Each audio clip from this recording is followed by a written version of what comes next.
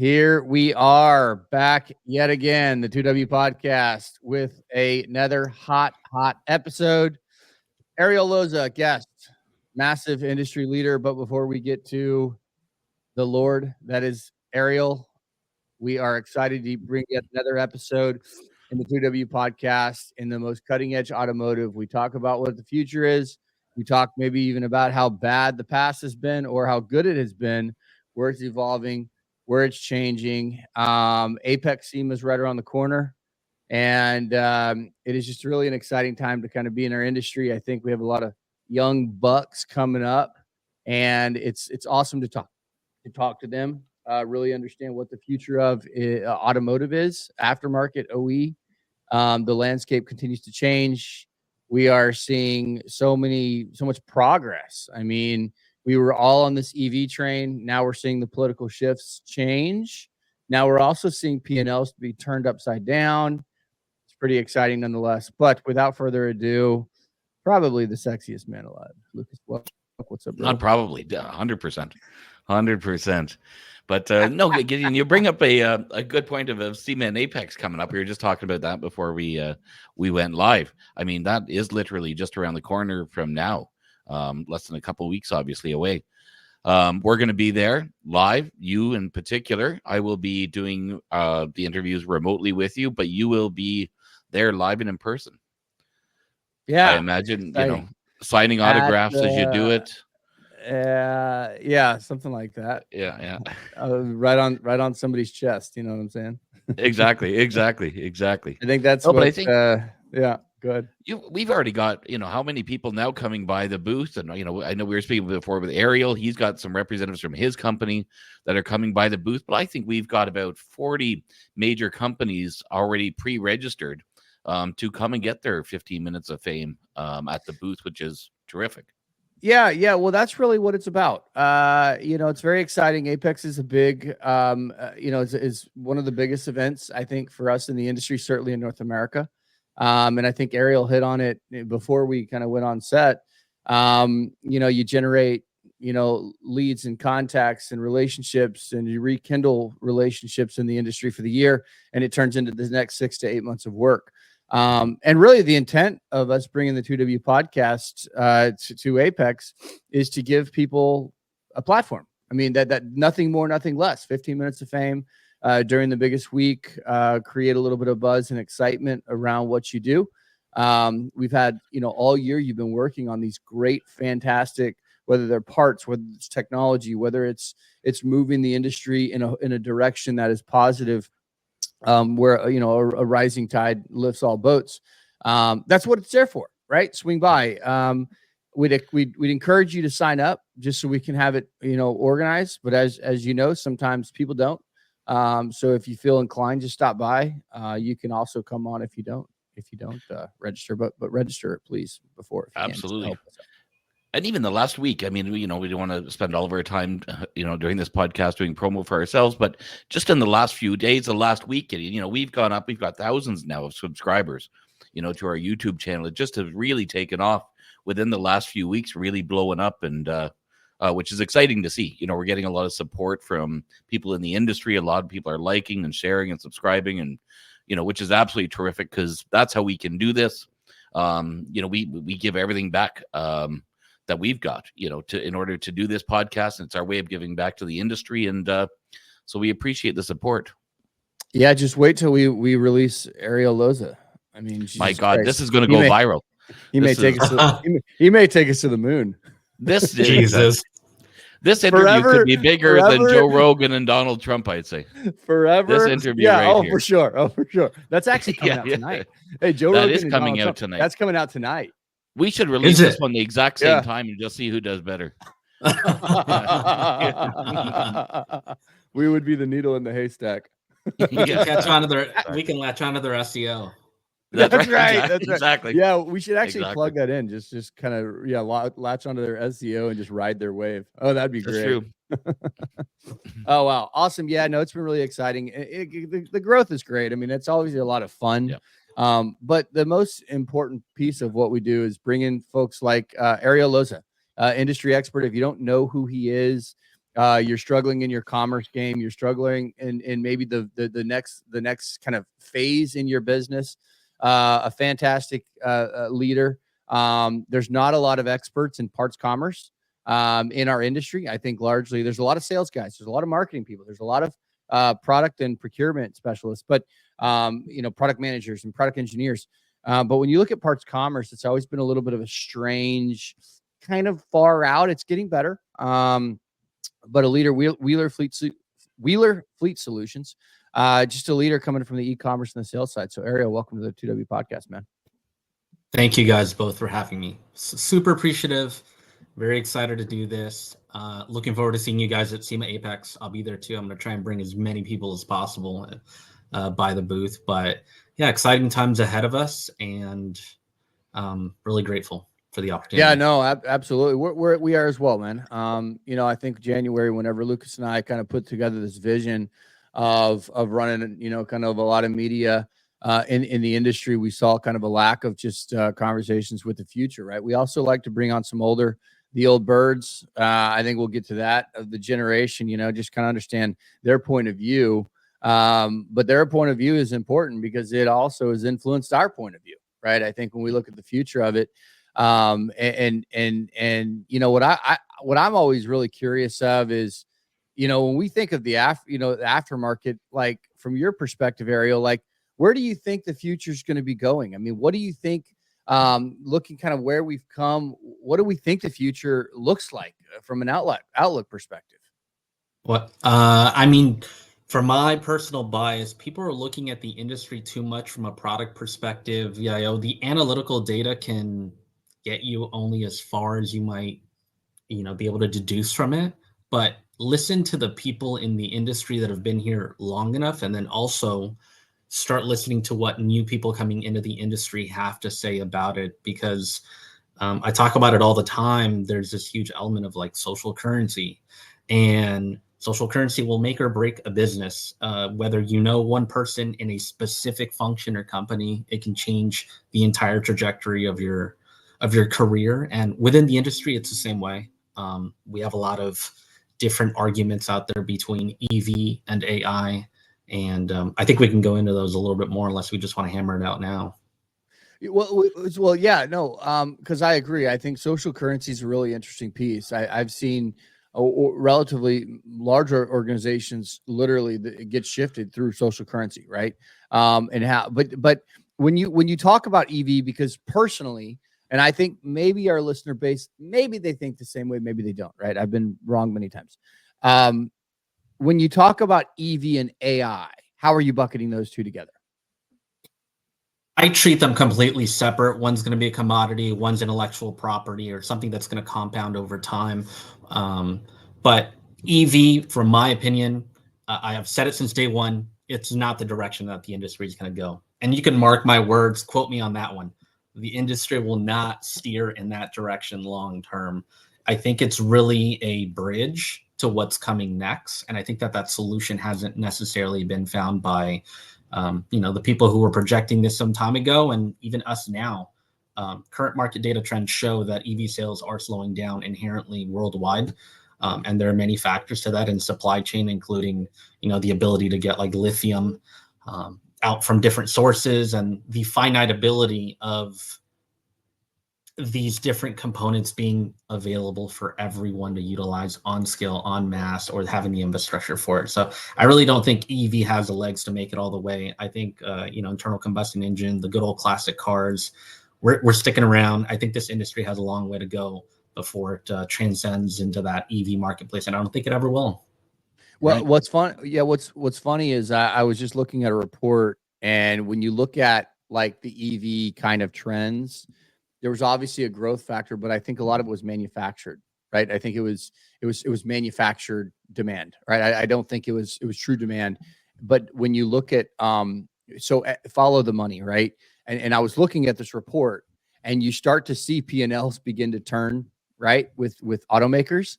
And when the money starts to go away, the direction starts to change, right? We are in a business to make money. That's why we work, right? And you look at it, and all of these shifts are now moving to more like the hybrid, the ICE, the internal combustion engine.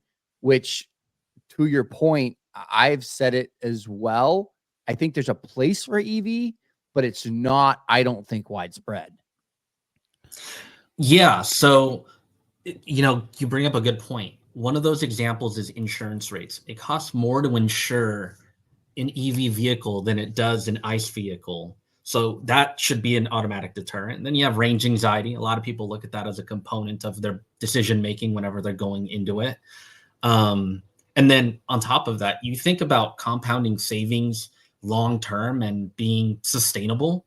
The amount it costs for you to actually utilize an electric vehicle per dollar ends up being higher than an ICE vehicle. Once you factor the amount of electricity that you paid for, the amount of time that you spent charging the vehicle, and the amount of resources you spent to get the vehicle to begin with. Right. No, that's interesting. I mean, I'm just going to quickly hop in here. It's interesting hearing you guys go back and forth, Gideon, but I think, we talked about a couple, maybe 2 podcasts ago. I still think, in the future, and although I'm in the automotive industry, we have an automotive company, that we're doing stuff with. But I think, especially if you're talking urban areas, I think the future is going to be nobody's going to have a vehicle. I think, there's going to be these mass parking lots full of autonomous vehicles that will come and pick you up, or, it's not like a ride share type of thing, but just these vehicles are going to be going around like those Tesla cabs, or Tesla taxis, whatever. There's just going to be bebopping around. You book that and it's at your house within minutes. I've lived abroad now, say 10, 15 years. Now, for the last few years, I haven't had a car. I haven't had the need for a car. I mean, there's literally, I've lived all throughout the Middle East, now Southeast Asia, but I go everywhere via taxi. I mean, it's just easy. Coming from, used to live in Toronto. I mean, just the cost of having a vehicle, even if you look at it, from that perspective. I mean, here in Southeast Asia, it's a complete different story than living in the US or Canada, obviously. But I mean, I can go, say tonight after we finish this podcast, I'm going to go for a beer downtown. And for me to get a taxi about 5 kilometers, it'll cost me maybe $2 US, $2 to go there. Why would I have a car? I mean, what would be the purpose? So again, that's just my little prediction to throw that on top of Ariel's prediction, but he makes some great points, and Ariel, I appreciate you bringing that stuff up, because I think the points that you're making is something that we don't get to hear other than from industry professionals like you. So you make some great points there on the insurance aspect and the other points you made. Well, I think a lot of it is people just follow like macro trends. Like, okay, well, I'm just kind of saying whatever we think the trend is, right? I agree. I mean, Lucas, you're living in the Jetsons, man. I mean, this isn't going to happen tomorrow, but I'm you're talking like a real world the Jetsons, man. You just fly your little spacecraft over there, and it dude, I'm saying within 20, let's say within 20 years. The reason you can't own a car, Lucas, is because you get so sloshed at the bar, you can't find your keys, you can't get home. So you just have to hire somebody, man. Probably don't have a license anymore. Yeah. We know that guy. Damn it. I want to own a car, damn it. We know that guy. It's in the impound somewhere. Last time I've seen it. He walks in that bar thing that it plays, and then he walks out freaking stumbling every single night. So weird stuff happens in those places. I have no idea what happens when I go in. Oh man, that's awesome. Well, I think that's really quite interesting. I mean, so when you look at like companies, and I've said this too, Ariel, it's like when we start to look at the internal combustion engine. So we have automakers, right? You have obviously the people who are putting out the vehicles, and they're kind of drawing the roadmap of the future. But like Tesla and Rivian, right? Rivian just took a big investment from I think it's Volkswagen. I mean, do we think there's a place for EV? It's kind of like a luxury good. Man, that's a hard one. I've seen examples of it that do make sense. Yeah. Like, I'll give you one on the way traveling to Europe. When I landed at London Heathrow, they were using, those airport tuggers that push out the airplane from the runway. They were electric. And the transition was so much smoother because back in the States, it feels like you're getting shoved backwards. Whereas this one, it was just, instant torque, very smooth, gradual. But those vehicles ain't going anywhere. Like they're just going to get you down 20 feet up ahead and go back to the little charging station right down to the other section, like a forklift, right? Never leaves a warehouse. I think that in an ecosystem where you can geo map that like vision of where it's going to operate, that would exist. I don't see it, being an open ecosystem for EV. Yeah. Interesting. Because Tesla just had some great news on its stock. When was that? I'm going with the time difference, but today, I think my time yesterday, yesterday, your time, but had quite a spike in its stock price, if I'm not mistaken. What's driving that, man? Is that consumer confidence? They said it's because the earnings projections that Musk had announced. And again, I'm saying I watched this literally 30 minutes ago. It was on the news. But I think it was, and the guy that was broadcasting it had said it was because of Musk's eagerness, and maybe he's very optimistic, but his revenue projections anyway. Well, he's a smart guy. Sorry to interrupt, but he's a smart guy. It's interesting. I've seen one of the points in his model to get consumers to shift over from ICE to EV. And what he's doing is he's just subsidizing all of the interest, because that's what's really affecting most consumers right now in order to get access to a vehicle. And so you're getting all of these electric vehicles at 0% interest. And people think, okay, great, I'm not paying any interest over the life of the vehicle. And I'm also never going to pay for gas, not realizing they're going to pay for electricity now. But smart man, I think it's a short-term spike, should normalize. Yeah. Right. Musk is, I don't know, I'm fascinated. He's always ahead of the game a little bit, like he's a very smart guy. Like he's a genius. He's crafty, man. And he's got a lot of shit going on. He's just crafty. And I respect that, man. I respect that. Yeah. It's even now, I love what he's doing, Giddy. We always talk about it, but I mean, he's throwing himself out there. He's backing Trump. He's not afraid, to kind of throw himself out there. And there's certain qualities to that. We talked offline about this yesterday, but that I really admire. You know what I mean? He's a CEO of all these major companies. He knows this could be absolutely catastrophic. Say totally. Trump loses, or this could be detrimental to Tesla. Alienating Democrats or whatever, who now will say, I fucking don't want to buy one just because you're supporting Trump and all this political stuff. But I admire the fact that he's saying, right, okay, look, I am the CEO of these companies, but I'm also a human being. I'm an American. I'm a person. I'm not afraid to speak up, and this is what I believe in. And if you don't want to follow it, that's fine. But kind of putting his money, where his mouth is, and I think that's admirable. Whether you agree with him or you don't agree with him, a lot of it. Yeah. And I think that's a boldness. I think that it's a bold move. But damn, I mean, you have to. I mean, whether you like the guy or don't like the guy, you kind of got to respect it. That's a big nut, man. Sure. Yeah, the model's crazy when you look at the totality of what he's doing with Tesla and SpaceX and Starlink. He's building an ecosystem in which it's going to be self-sustainable from a metadata standpoint, which is the most valuable currency in being able to execute any sort of decision making these days. They said election after election has been won based off of metadata, and he is now, for example, with Starlink, he has over 50% of the available satellites in the air today in space. I mean, that's astronomical. So imagine access to the internet. Eventually, T1, cable, it's all going away. That's going to turn into television, media rights. He owns Twitter. He can control the media message. He has all of the information from the vehicles that are on the road today in order to get some of that information as well. And so when you elope all of that, it gives you a perfect image of what a consumer is both looking at, where they're going, how they're spending their time. And he's just fueling this machine that's going to compound over time. It's like seeing like a generative AI component in real time. Right. Yeah. No, that's brilliant, isn't it? Like, I mean, absolutely brilliant. That's crazy. And even like internet wise, I mean, I think it's just a matter of time as well until internet's just everywhere, whether, Elon Musk does or somebody does it. But I mean, you don't have these routers anymore and you're in your house or you're not paying for it.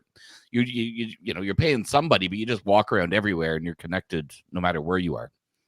You're not paying these cell phone subscriptions anymore, so much per month. Everything's Wi-Fi calling and yeah, but yeah, absolutely fascinating what he's doing, and whether you love him, hate him, you got to respect it. So I kind of got to say, as we look at kind of like the evolution with where we're seeing kind of AI and technology, and I'm curious to your take on this, Ariel, is when we look at kind of the older generation of our industry, right?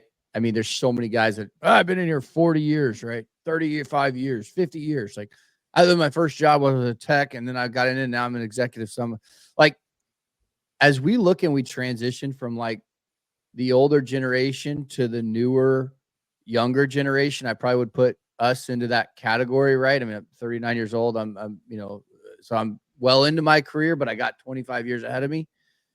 And we also have younger kids coming in that have a whole nother perspective. How do we think that transition looks?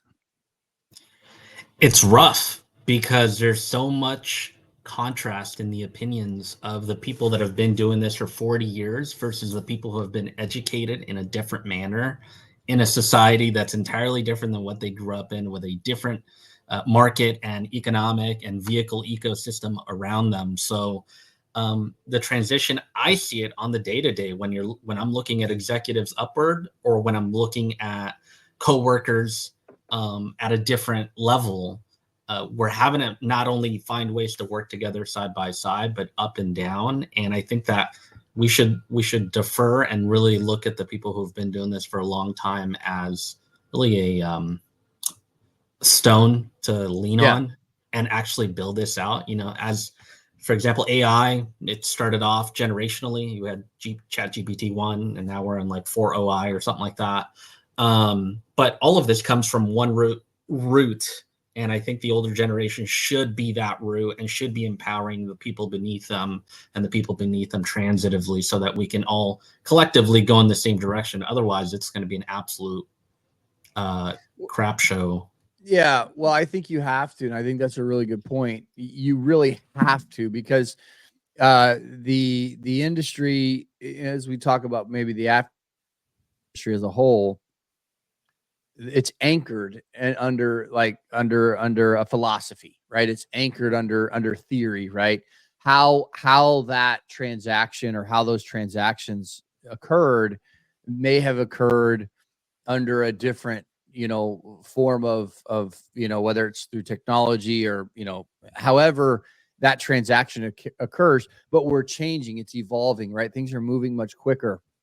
I mean, the simple example is a technician that's 22 years old wants to buy a part differently than a technician that's, say, 55 years old.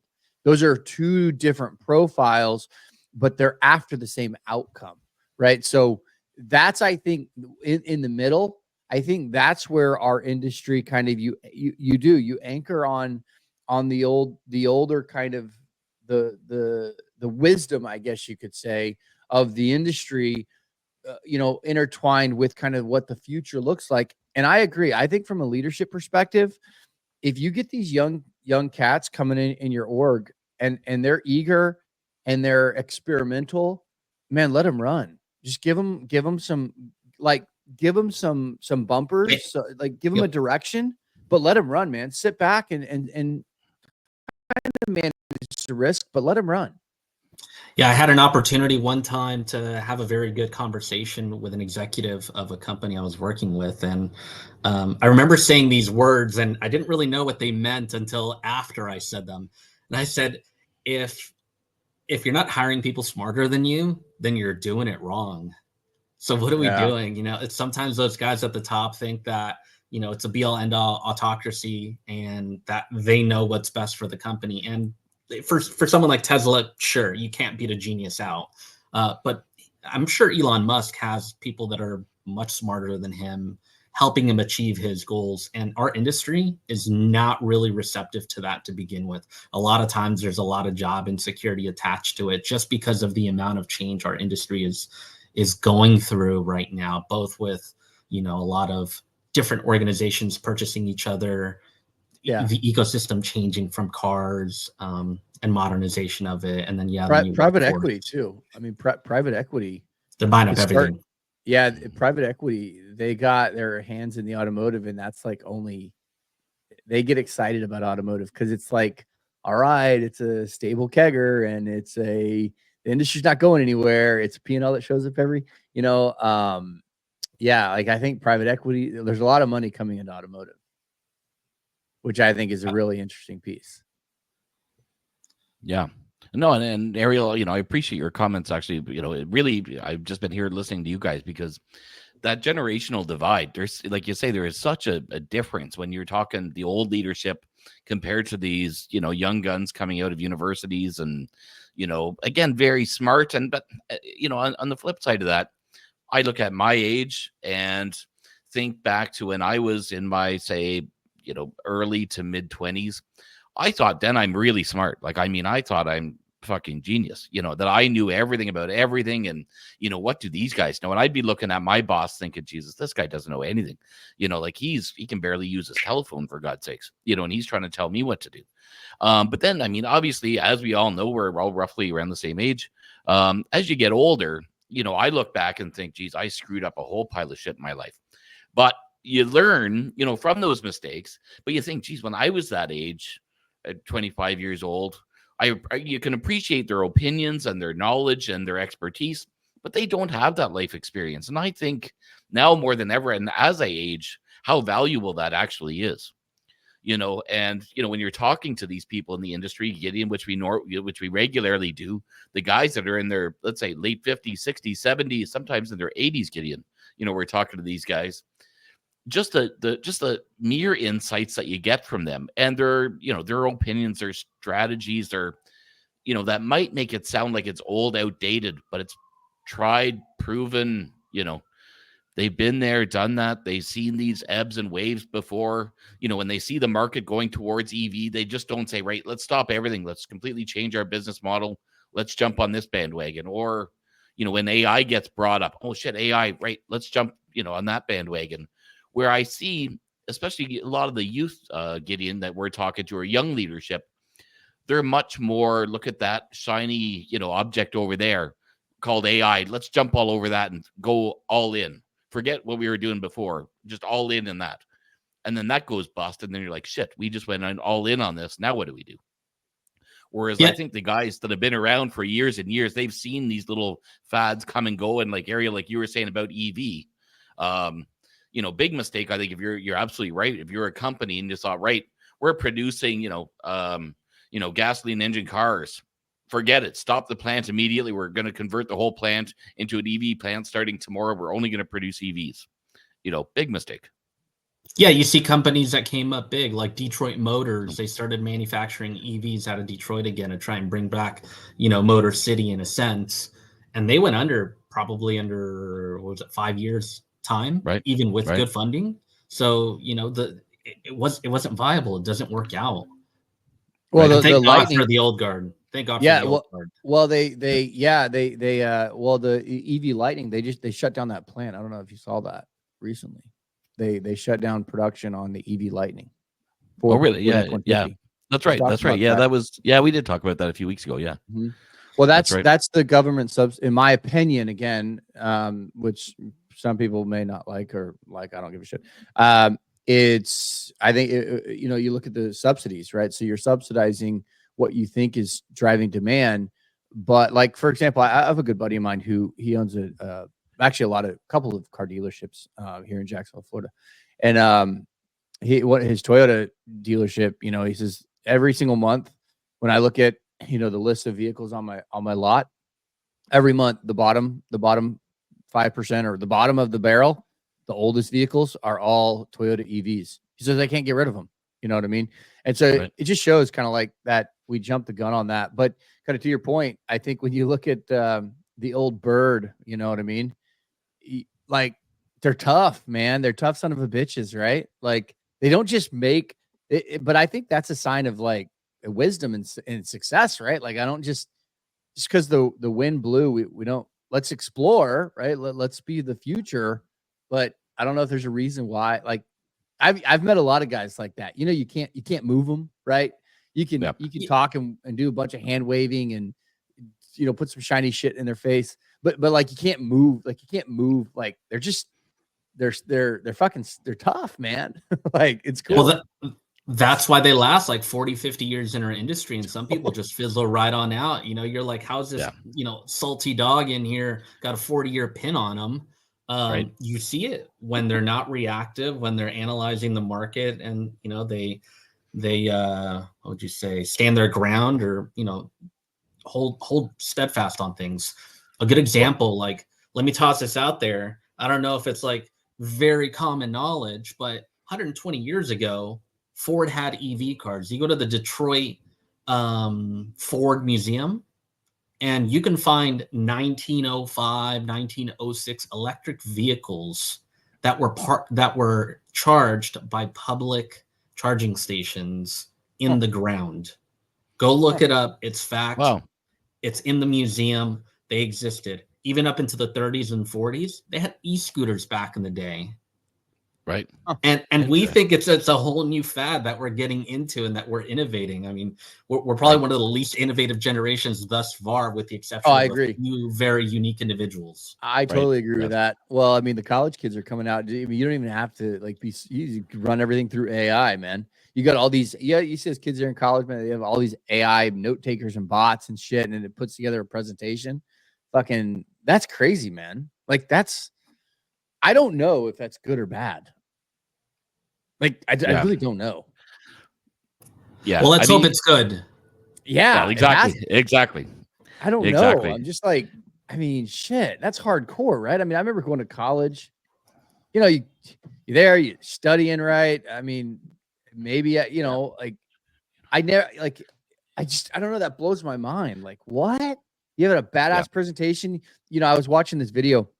This kid's sitting there like sleeping in class, and he's got something in his computer, and it's just taking notes of the professor. It's literally taking all the notes, and then it kicks out a PDF presentation for whatever the assignment was in real time. And I'm like, holy cow, that's crazy. Yep. Like, that's nuts. No, it is. It is. And, Giddy, we always talk about, too, the people that we deal with in the industry, and Ariel appreciates this as well. The old school boys, they're, and I'm not being biased or anything like that here, but they are the most lovely people to deal with. There's no bullshit, kind of straight to the point. You might not like what they're going to say, or maybe you'll get offended by what they're saying, but they're not throwing you under the bus. There's no mental mind games in behind what they're saying. They, can sit in a meeting, articulate what they're going to do, how they're going to do it, clear deadlines. And where, we're sitting in a lot of these meetings, Gideon, and we'll be sitting there an hour or 2 hours, and it'll be, let's say, full of, younger generation, millennial, whatever. And you sit there for an hour or 2 hours, and we'll get off the call, and I'll call you and I'll say, what did we just talk about? Like, I mean, I heard AI and I heard all sorts of shit for about 2 hours, but what was the actual outcome of this meeting, other than everybody patting each other on the back and saying, how great the marketing department is, and thank you to the sales department, and everything's great. And then, you exit that meeting, you go into a finance meeting and say, fuck, we're losing money this year. Well, everybody just said how great everybody is in the last meeting we were at. And then the next meeting in, fuck, we're losing money, whereas you get the old guys in there and they're like, what the hell's going on here? Like, shit needs to change, So, that's just the difference. And even we struggle, Ariel, both myself and Gideon, to understand the AI thing. We've had many guests on here that will, go on and talk about AI.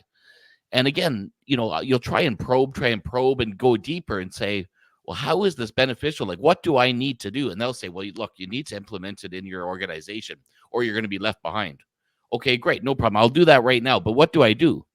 Well, you just have to, you have to implement it slowly, and okay, that's fine. But what do I do? But there's no point to it. You know what I mean? There's no clear articulation of how it's used or truly how it can benefit me, or how do I implement it?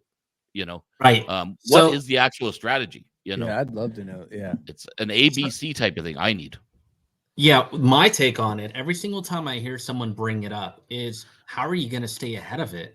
So most people's learning patterns are going to be linear across time and what they're trying to accomplish. As you're scaling a business, you don't scale by compound. It's not interest, but AI grows by compounding itself, and it can evolve 10, 20, 30, 40, 50 years in a matter of no time. So the people that are implementing it now could be using data that's 4 generations old of AI. It doesn't make any sense whatsoever to try and integrate it into a market and then hope that it sticks, because by the time you implement it, you're already left behind. And by the time you pay the guy who helped you implement it, he's already outdated and they've already moved on to the next form and version of it. Right. That's a really good point. That's actually probably the best explanation I've actually heard about AI, because everyone's like AI, whatever. But that's kind of, I think, is okay. If you implement anything in AI, meaning one little sliver in the organization, you have to have a plan to stay ahead of it. Because to your point, it will only get better, right? It compounds. It's an informational compounder. So that's actually a good point. I've never heard anyone with that take. That actually is quite brilliant. Like, yeah, sure, you can do AI, but how do you stay ahead of it? Right. And what I'm kind of curious is, I know we talked a little bit about, is like, when we look at resourcefulness in the industry, do we see like the younger generation being more resourceful or maybe more lazy, or like overall, like what I'd love to kind of know your take, like on, like, obviously there's complexities in our industry, right? Where do we see that resourcefulness coming, and how do we deploy it? Man, okay, so for me, I don't see it from an age perspective. I really see it very differently. It's more classist, if anything. Like, from a survival standpoint, if I had access to everything growing up as I got nurtured into the industry and learned what the hell WD was versus something else like a manufacturer or an e-commerce site, I'm going to have a certain allotment of tools that I have access to. And then I'm also going to have a certain applied skill that I had to develop in order to get to the next phase, because I didn't know how to do it. And so age doesn't come in as a factor in that point at that immediate moment. What ends up happening is the people who have access to these different resources, who don't have to go look for them, often operate in their jobs, scopes, and roles as if the resources will be given to them, not that they have to go get them. Right. So it has, I don't think, anything to do with age. I think it has to do with how you got there, not when you got there. Right. I think now, like, let's say if we use marketing as, just an example, and if you're working in a company doing marketing, if you are only an average marketer, you're doing, let's say, ads, or you're a graphic designer or something like that. If you are only an average graphic designer, you're going to be replaced by AI that can do an ad. I can do an ad. I am not any sort of a designer, but I can use AI and these different tools to make an ad that makes it look better than, a lot of marketing departments. So if you are just an average marketer doing average work, an employee doing average work in an organization, and your job can be taken over with AI, see you later. So I think that now really you have to become specialized, especially the younger generations, and really be the best in your field that you can be, and really stand out, or otherwise, I think you're not going to be on the chopping block. Which is like good. I think it, it pushes people, because now more than ever, Gideon, you'll agree with this, is you can see the bullshitters now in organizations. I mean, it's crystal clear when we sit in meetings. Oh, you're sitting around the table and they say absolutely nothing in the meeting, and they're congratulating everybody else. And, they don't want to ruffle feathers with Buddy down there, because if they ruffle his feather, they're going to ruffle his, everybody's kind of buddy. And you see that now, because nobody wants to offend everybody, and, their feelings are going to get hurt. And, oh my God, their job security, they feel is going to be at risk. And I think that's really unfortunate. Really, I think that's unfortunate. I'm a fan of the good old boys. Well, I agree. I think we see that a lot, and I also think it's a little bit with, in my opinion, not that we're old by any stretch of the imagination, but you look at kind of the younger generation, everybody gets ribbons, right? We all can succeed, which is fine. I think everyone has the right to succeed, but everything is about, very sensitive around everybody else's thoughts and feelings, which is fine. We want to accommodate, but what it hinders is it hinders the differentiation, right? We are different, right? People are not, no one has the same 2 DNA, right? So it's okay to have 2 different to kind of getting to, the end objective. And I think that's something that every industry, that's not just automotive, I think every industry is having to deal with that. from a personal perspective, right? We just have No, you're right. different people coming up. It is what it is. Right. You know what I mean? Yeah, yeah. I mean, you go to Yeah. courses now and you get like a certificate for just, showing up, and you're like, oh, here's your certificate of participation. Or, my kids will come home from school and fucking they'll have an award or something like that in their hand. And they'll be like, oh, it was track day today. Oh, fantastic. That's amazing. Did you win? No, I came in last place. Oh, you got a trophy. Sweet. I just showed up and, they won something. But, you couldn't say to them, Jesus, what happened there, man? You came in last place. Like, this isn't good. But it's like, everybody's a winner. And you know what I mean? It just takes out that competitive sort of edge. And, I think you've got to go into meetings in any organization and say, I want to do the best for this organization. And I'm putting all my efforts to do that. And you're not going to sit there and insult anybody on a personal level, but you're going to be there and saying, right, they're hiring me to do a specific job. And and I'm going to make some comments based on, performance and numbers and not anything personally. And if I happen to hurt somebody's feelings, well, I happen to hurt their feelings. But as long as they're tough enough at the end of the day, say, right, let's go grab a beer together after work. We're cool. You're not getting fired. I'm not getting fired. We're just going in the same direction.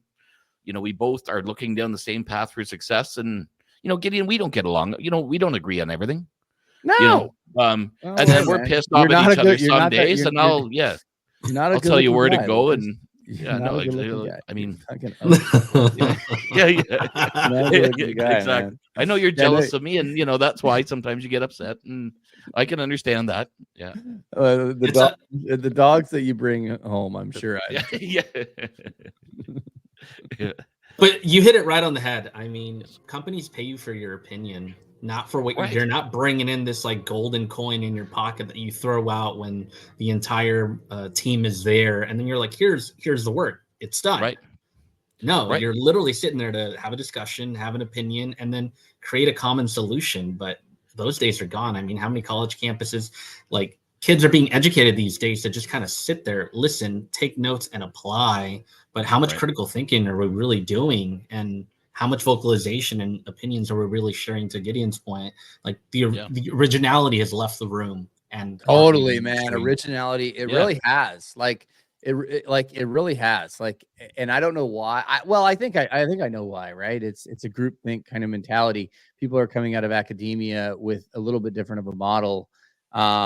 Which the reality is there's winners and losers. There's if we all started today and we're given $25,000 and everyone started from that, in 2 years, there's going to be people that have $400,000 and maybe they started a service. Maybe there's going to be others that are bankrupt. There's going to be others that have made bad decisions. But that's life, man. It's part of it. Dude, not everyone's going to be on the same page. Not everyone's going to be on the same path. And that's okay. That's okay. Right. Yep. And we're in business. I mean, Gideon, you and me with 2W, we're in the business to make money. When we have board meetings or people are sitting at the table or we're having a discussion, I don't care if it's a bunch of dickheads, that are sitting there. At the end of the day, we're not doing this because I'm bored and I have nothing to do in my spare time. We're here to actually make money, not sit in a lunchroom and eat jelly beans and have, 25 different coffee makers in there and, 56 different cereals and hammocks and slides. And it's like, what? You mean you don't like the ego stroking of executive America these days? That's Jesus. Like, I mean, it boggles my mind. Honest to God, it boggles my mind. Yeah. It's almost comical, actually. I don't. I mean, really, it is. I think professional for me, it's like a huge. It's just a game, man. There's a bunch of clowns. There's some not, But ultimately, we're here for the common goal. And like you said, make a living, right? Everyone wants to make a living. Everyone wants to, to be successful and find their niche. Everyone should. And if sure, you should. And we, I think a lot of young people, I think that mentality is a winning mentality. But one thing I'd like to ask Ariel, I know we're getting close up on time here, is when we look at, so I'm always intrigued by the parts, kind of the flow of parts, right? From manufacturers, distribution, online. Where do you think all that's going? Do you think distribution is going to continue to evolve? Like, what's the future of distribution? I mean, you come from a very rich background, from manufacturers to distribution, tech. I mean, you're obviously very knowledgeable. Like, the traditional WD is supplying parts ultimately to a repair shop or a fleet, right? I think like you guys are doing at Wheeler Fleet Solutions. But what do you think the future is? Is there something that maybe we can see like far out in the future and say, well, distribution is going to retool their model to this? or they're going to be more of this, or manufacturers are going to shift this. What do we think? Because we get these questions a lot based on that kind of persona in the industry, and I'd love your take. I've seen a couple of concepts in our industry so far that have been a little bit, distorting, because it doesn't follow normal convention, which is phenomenal, because normal convention is boring. Let's get away from it. But there are guys out there who are taking models, for example, like a website and geo vending across multiple distribution systems, which is very common right now in the e-commerce space. But then they take it one step further and they look for that last mile delivery. So it's essentially getting the pizza guy box mentality back out there and saying, okay, great. Well, I need this part, but the store's not going to bring it. The distributor's not going to bring it. The manufacturer sure ain't going to bring it. But what if someone hops in an Uber and just starts delivering their shit to the last second, to the shop at the very last minute, quickly? And people are building out these models, and they're quite successful because they're not moving people. The liability is pretty low. It's not actual delivery. It's almost like real-time Uber for parts, if you want to think in that manner. And that's where I really see it going for one good period of time, because the conventional distribution model, utilizing like a federalized system or even private systems like FedEx and USPS or UPS, it's not sustainable. It won't work out. Brick and mortar is too expensive. Hence why you see them trying to buy everyone out. And now they're starting to offer in-store pickup so people can run by and pick up their parts. I see that little model, that Uber model, probably taking shape one way or another. I mean, I totally agree, man. Probably a decade ago, I came up through the distribution world, developed the e-commerce division for the Parts House and XL Parts under David Honig. He's retired, man. He's an OG, man. He's a homie. He actually lives close to me. I saw him a couple days ago, and he's that old bird, right? Honig's he's that old bird, man. Like, wow. And he was the first. I was part. It was one of the first contracts at Amazon. And he even had it. I remember when I started, he goes, I'm going to show you something, Gideon. He pulled out this napkin, and he was uber organized. The guy's like, you would not think it, but he's crazy organized and very successful business. And he had a napkin with one of the Amazon guys kind of early who started Automotive. This was back in like 07, maybe 08. And he just scribbled out kind of the flow and how it was going to happen. And he was the first automotive distribution contract with Amazon. So I thought that was pretty cool.